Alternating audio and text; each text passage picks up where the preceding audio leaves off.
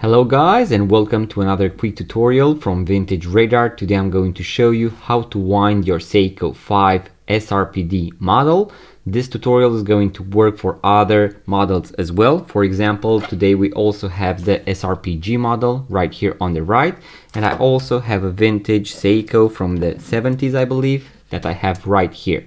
So I'm going to show you a few small differences between the more modern ones. So these movements also feature a manual winding option, whereas these vintage ones, so vintage Seiko 5 or Seiko automatic watches or even other automatic watches, do not feature the manual winding feature.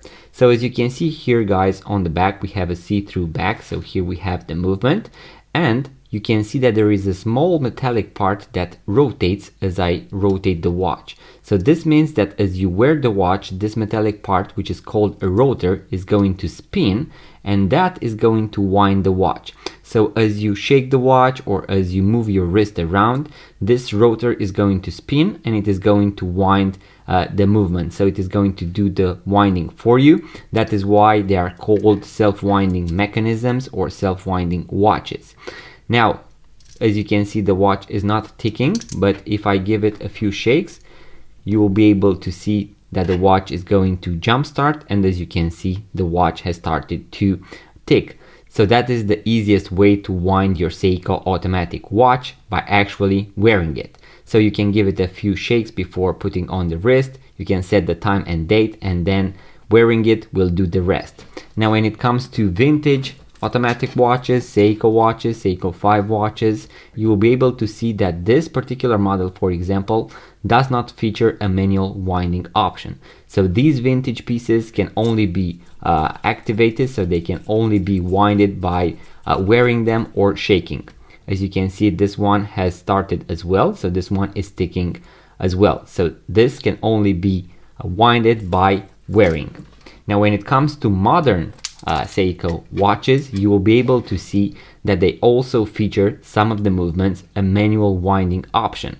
So what you can do is to rotate the watch crown in a clockwise direction, and that is going to wind the watch. So you can pick up the watch, give it a few winds, and then you can put it on the wrist. That is going to be a lot faster compared to shaking it for, let's say, 60 seconds. Now when you rotate the watch crown to the right, so in a clockwise direction, you will be able to actually hear the watch winding.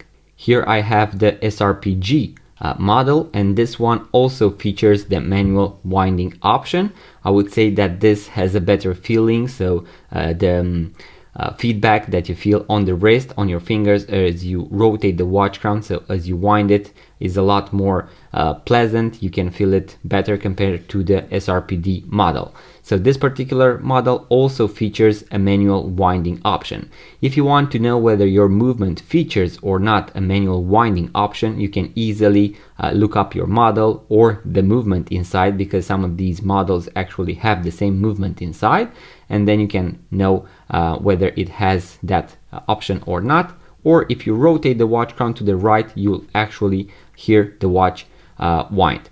Now something really important to know is that winding an automatic watch, so manually winding an automatic watch, does not actually break the watch. There are going to be several people out there that say that winding an automatic watch can actually break the watch. Now that is not the case, because otherwise Seiko or other watch manufacturers would have not included this feature.